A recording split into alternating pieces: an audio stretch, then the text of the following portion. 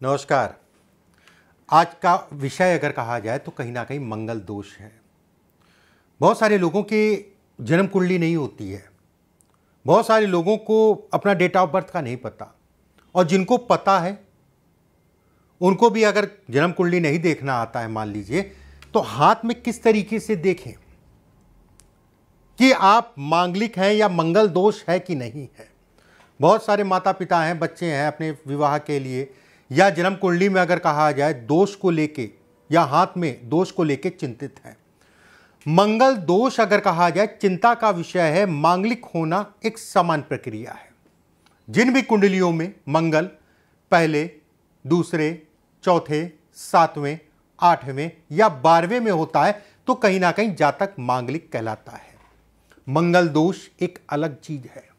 मंगल दोष का मतलब हो गया जब ये भाव अन्य पापी ग्रहों से पीड़ित होंगे मंगल के साथ में, और कहीं ना कहीं तृतीय, अष्टम और द्वादश का संबंध बनेगा तो कहीं ना कहीं व्यक्ति जो है मांगलिक दोष कहलाएगा। 70% कुंडलियों में अगर कहा जाए मांगलिकता होती है। 70% कुंडलियों में देखने का तरीका भी अलग अलग है, बहुत सारे तरीके हैं देखने के। बहुत सारे लोग ऐसे हैं, कहीं ना कहीं जो है, बहुत सारे लोग ऐसे भी होते हैं ना, शुक्र के आधार पे भी जो है कहीं ना कहीं मांगलिकता को देख लेते हैं। वो गलत है।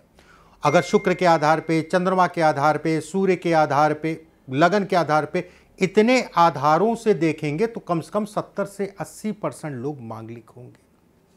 ठीक है, हर मांगलिक होना कोई अलग बात नहीं है। मंगल दोष होना पीड़ादायी बात है। अब किस तरीके से हाथ में मंगल दोष को देखा जाता है, या फिर उसको देखने के उपरांत आपको जो है अपने विवाह से संबंधित चीज़ों में सावधानी रखने की आवश्यकता है। ध्यान से समझिएगा। ये होती है जीवन रेखा, इसे हम लोग कहते हैं जीवन रेखा। ये ठीक है, हर किसी के हाथ में होती है, किसी में छोटी है, किसी में बड़ी है। अगर देखिए, मैं पूर्ण रूप से मांगलिक या मंगल दोष की यहां बात कर रहा हूं। अगर ये यहां से केतु के क्षेत्र से कोई रेखाएं जीवन रेखा को काट के इस टाइप से दो फाड़ में बटे, मतलब ये आई और ये दो फाड़ में बट गई, या फिर ये त्रिशूलनुमा आकृति में बने, ठीक है, त्रिशूलनुमा आकृति में, ये अगर ये स्पष्ट साफ है तो ये कहा जाएगा विवाह या वैवाहिक जीवन से संबंधित चीजों में जातक को सावधानी बरतनी चाहिए। एक बात ध्यान से समझिएगा। एक बात, दूसरी चीज,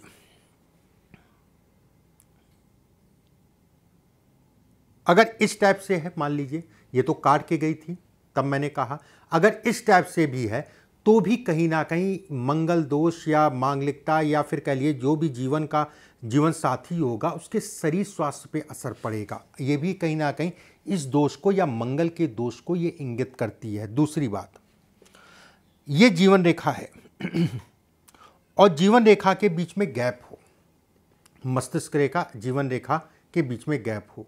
एक हाथ में है कोई बात नहीं, सामान्यता मिल जाता है। दोनों में हाथ में है तो थोड़ा सा विवाह से संबंधित चीजों में सावधानी रखिएगा, बाकी ठीक है।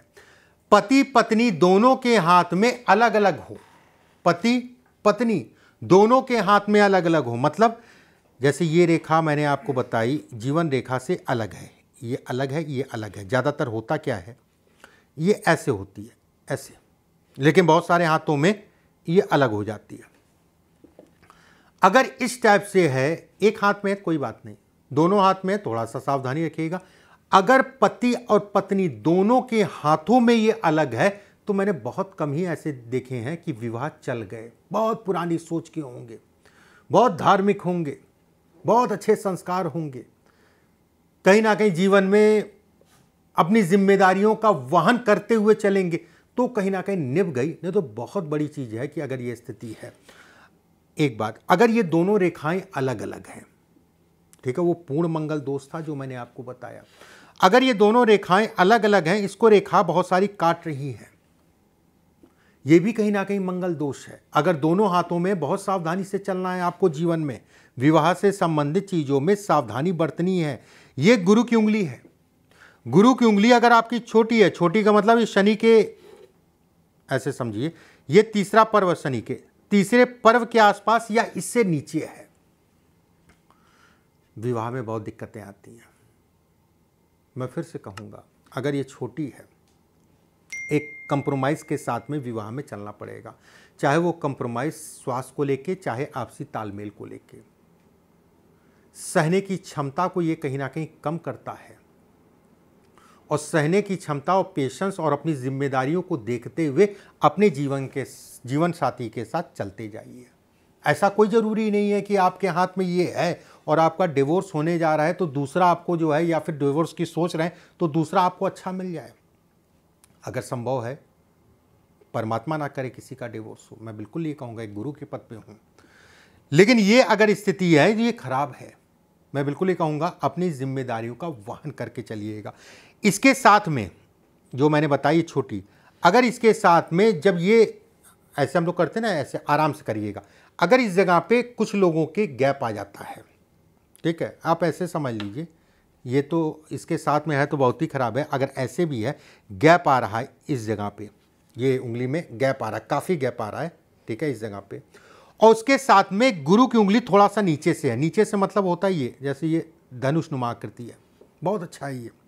कुछ लोगों के हाथ में गुरु की उंगली थोड़ा सा नीचे से होती है, तो भी आपको जीवन में अपने विवाह या वैवाहिक जीवन में सावधानी बरतनी है, कुछ चीज़ों में समझौता करके चलना है। आप इन चीज़ों को देखिएगा, अपना अनुभव जरूर शेयर करिएगा। ये अगर हृदय रेखा बहुत पास से निकले तो भी विवाह से संबंधित चीज़ों में तनाव, मंगल दोष से संबंधित चीज़ों को दिखाती है। ये भी इसके संकेत देती है कि मंगल दोष से संबंधित चीज़ों को ये बढ़ाती है। अगर ये पास से निकल लिए तो ये भी बहुत अच्छा साइन नहीं कहलाएगा। कुछ लोगों के हाथ में काफ़ी रेखाएं होती इस जगह पे, या इस जगह पे हो, या फिर इस टाइप से हो कि कोई रेखा है यहाँ पर, उसको कई रेखाएं काट रही हैं, ठीक है, ये इस टाइप से हो, ऐसे में भी कहा जाएगा, ये भी अच्छा संकेत नहीं है। कभी भी अपने विवाह के लिए, वैवाहिक जीवन के लिए कभी भी कोई निर्णय लीजिए तो घर परिवार की राय से लीजिए, सारी चीज़ें पता कर लीजिए। प्रेम विवाह ना करें तो ज़्यादा अच्छा है, अगर करते भी हैं तो घर परिवार और सारी स्थितियों को देखने के उपरांत। देखो, प्रेम साल, 1.5 साल, 2 साल, 3 साल का है, विवाह अगर कहा जाए तो एक कहते नहीं है कि भैया पूरे ज़िंदगी का है, ठीक है। एक बात, ये रेखा का नीचे आना ये भी कहीं ना कहीं मंगल दोष से संबंधित है, या वैवाहिक जीवन में ये भी पीड़ा को दिखाता है। विवाह या वैवाहिक जीवन से संबंधित चीज़ों में कुछ चीज़ों में कंप्रोमाइज़ करके चलना पड़ेगा। भले आपका जीवन साथी अच्छा हो, ठीक है, लेकिन कुछ चीज़ें ऐसी होंगी, अब जैसे आपका जीवन साथी, उदाहरण मैं दे रहा हूँ कि बहुत अच्छा है कि पूरे परिवार को लेके चलने वाला है, सारी चीज़ें अच्छी हैं, लेकिन गुस्सा उसका बहुत ज़्यादा है, उसमें कंप्रोमाइज़ करके चलना है कि अरे छोड़ो ना, अरे छोड़ो, अरे छोड़ो। ये भी विवाह से संबंधित चीज़ों में, सुखों में कमी करता है। एक बात ये होती है विवाह की रेखा। अगर विवाह की रेखा आगे जाके ऊपर की तरफ मुड़ गई, बहुत खराबी है। ऐसे लोगों का विवाह होता नहीं, होता है तो हो सकता है 6 महीने, साल भर, 1.5 साल अगर चल जाए तो ईश्वर की सीधे कृपा। विवाह से संबंधित चीज़ों के लिए बिल्कुल भी अच्छा नहीं कहलाता है। प्रेम विवाह से संबंधित चीज़ों के लिए बेहद खराब है। कभी भी ऐसे लोगों को प्रेम विवाह नहीं करना चाहिए। माता पिता जो है, जब भी विवाह में आती अड़चनें बहुत आती हैं, जल्दी होने का नाम नहीं लेता, होता है चलने में दिक्कत। अगर ये रेखा स्पष्ट साफ है तो ये बहुत ख़राब रेखा है। बिल्कुल मैं कहूँगा, जब भी विवाह करिए तो देख दाख के सारी चीज़ें, और विवाह के उपरांत कम से कम 3 साल जो है बहुत सावधानी बरती है। 3 साल का दौर अगर कहा जाए तो सावधानी मांगता है। कुछ चीज़ें मैंने आपको बताई, उम्मीद करता हूँ चीज़ें आपको समझ में आई होंगी। ये जानकारी बहुत लोगों के लिए बेहद ज़रूरी है, तो इसको शेयर कर दीजिएगा। जितना ज़्यादा शेयर करेंगे उतना ज़्यादा लोगों तक पहुँचेगा। वीडियो अच्छा लगे तो लाइक और सब्सक्राइब ज़रूर कर लीजिएगा। अगले वीडियो में फिर आप सभी से मुलाकात होगी। अभी के लिए बस इतना ही।